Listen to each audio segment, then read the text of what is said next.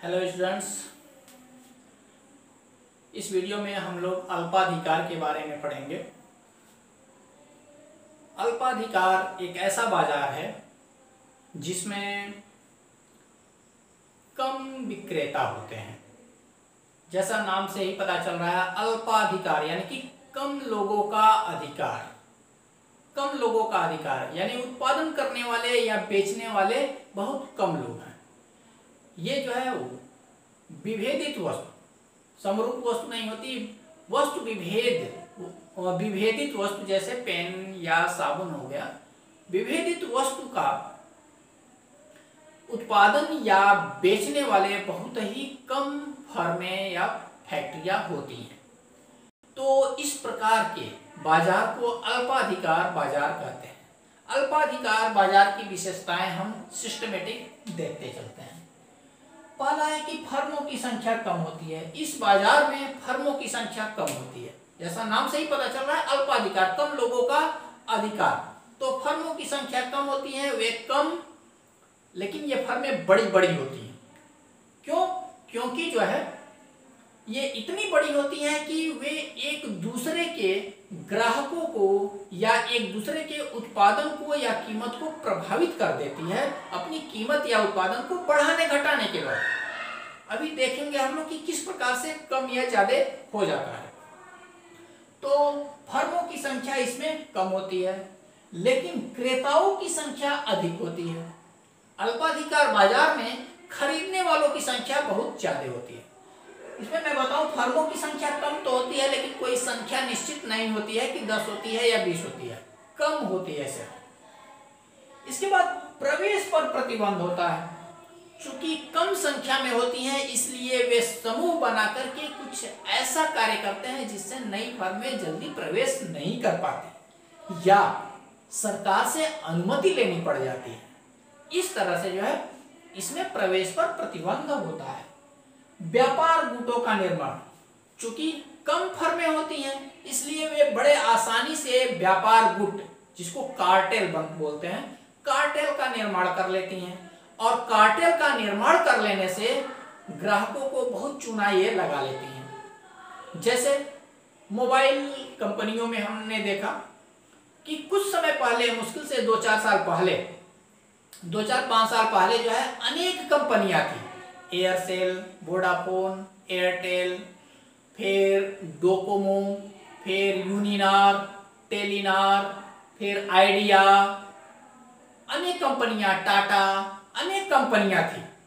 ये सारी कंपनियां धीरे धीरे किसी एक कंपनी को सरकार का संरक्षण देने के कारण अन्य कंपनियां धीरे धीरे जो है घाटे में जाने लगी। और घाटे में जाने की वजह से जो है वे सभी अपनी बोरिया बिस्तर बांध करके चल दिए। आज के समय में केवल 3 बड़ी कंपनियां बची है, वोडाफोन, एयरटेल और जियो। ये वोडाफोन, एयरटेल, जियो ये चाहें तो तीनों मिलकर के समूह बना लें और एक साथ कीमत को बढ़ावें या घटावें। आप लोग जो है ऐसी आदत ये डला दिए हैं कि जो है कि वो चाहे जितना भी महंगा कर लें, आपको उनकी महंगे सामान को लेने के लिए विवश है। कहीं दूसरी जगह जा ही नहीं पाएंगे, क्योंकि दूसरी कंपनियां हैं ही नहीं। ये तीनों समूह बना ले तो ग्राहकों को बहुत ही चपत लग जाएगी। वैसे भी आज के समय में पता नहीं ये कार्टेल बनाए हैं या नहीं, लेकिन आज के समय में बहुत चूना लगा रही हैं, क्योंकि आप देखेंगे कि कितने महंगे कॉल रेट हो गए हैं। अब आप कहेंगे कि बहुत ज्यादा डाटा भी तो देते हैं, लेकिन आप खुद सोचिए, बहुत ज्यादा डाटा का इस्तेमाल करने वाले कितने लोग हैं? 10%, 15%? नहीं तो ज्यादातर लोग जो है केवल फोन से बात करते हैं और सुनते हैं। उनका डाटा वैसे ही वेस्ट चला जाता है। पैसा दिए होते हैं डाटा का, लेकिन वे वेस्ट चला जाता है। कंपनियों का पूरा बचत हो जाता है। तो बहुत कम लोग होते हैं जो अपने दिए हुए पैसे को वसूल कर पाते हैं।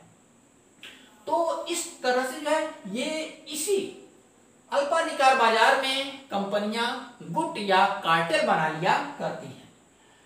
अगली विशेषता है अंतरनिर्भरता। इनमें अंतरनिर्भरता पाई जाती है, एक दूसरे पर ये निर्भर होते हैं, चाहे कीमत के आधार पर या उत्पादन के आधार पर। उत्पादन एक बढ़ाता है, दूसरा भी बढ़ा देता है। कीमत एक घटाता है, दूसरा भी घटा देता है। इस प्रकार से एक दूसरे पर इनमें निर्भरता पाई जाती है। इसी निर्भरता के कारण मांग वक्र, अगला विशेषता है मांग वक्र। मांग वक्र का स्वरूप इस तरह से हो जाता है, बीच में किंक लिए हुए होता है, यानी कि मोड़ आ जाता है। ये मोड़ क्यों आ जाता है? क्योंकि ये कंपनियां ऐसी होती हैं कि जब कुछ ही कंपनी है, जब एक कंपनी कीमत को बढ़ाती है तो दूसरी अन्य कंपनियां जो है कीमत को बढ़ाती नहीं है। क्यों? वे सोचती हैं कि जो कंपनी कीमत बढ़ाया उसके ग्राहक उसमें चले जाएंगे तो उनको लाभ हो जाएगा, इसलिए वे कीमत को बढ़ाती नहीं है। तो वहां पर जो है ऐसी स्थिति में मांग की लोच जो है कुछ ज्यादा यानी कि लोचदार हो जाता है और इकाई से ज्यादा मांग की लोच हो जाती है। और जब कोई कंपनी कीमत को घटाती है तो दूसरी कंपनियां डर जाती हैं कि उनके ग्राहक कहीं उसके पास न चले जाए, तो इसलिए जैसे ही ये कंपनी कीमत घटाती है दूसरी कंपनियां भी कीमत फटाफट घटा देती हैं कि घाटा न होने पाए। तो अब ऐसी दशा में मांग की लोच कम हो जाती है, इसलिए अब ऐसी दशा में मांग की लोच वाली जो है मांग वक्र ये बनेगी, ये नीचे वाला। तो इन दोनों मांग लोच के बीच में एक मोड़ पड़ जाता है जिसको हम किंक कहते हैं। इस मांग वक्र को परिभाषित किया था प्रोफेसर स्वीजी ने। इस स्वीजी के नाम पर ही जो है इसे किंक्ड डिमांड कर्व कहते हैं। इस किंक डिमांड कर्व के ही कारण इसमें कीमत दृढ़ता पाई जाती है। कीमत दृढ़ता,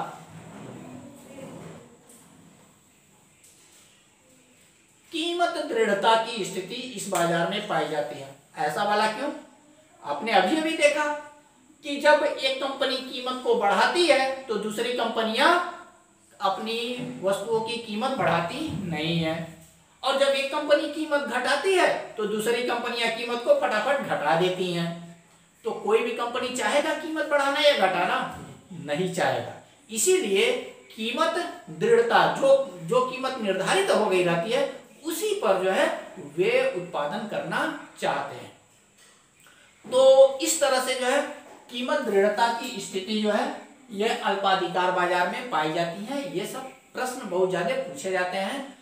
इस तरह से इस चैप्टर में 4 मार्केट थी, चारों मार्केट की विशेषताएं हमने बता दिया। अलग अलग वीडियो में आप लोग जो है अच्छे से तैयार कर लीजिएगा। बोर्ड परीक्षा में किसी एक मार्केट का परिभाषा और विशेषता पूछेगा जो है, और आसानी से, बहुत कठिन नहीं है, बहुत आसानी से आप लोग कर लेंगे। उसके बाद सिर्फ एक मार्केट है जिसमें बाजार का संतुलन आपके चैप्टर में निर्धारित करना है। वह एक चैप्टर है वह एक मार्केट है पूर्ण प्रतियोगिता बाजार, और उस बाजार में किस प्रकार कीमत का संतुलन होता है और कितना उत्पादन किया जाता है, इसको हम लोग अगले वीडियो में पढ़ लेंगे। इसके लिए धन्यवाद।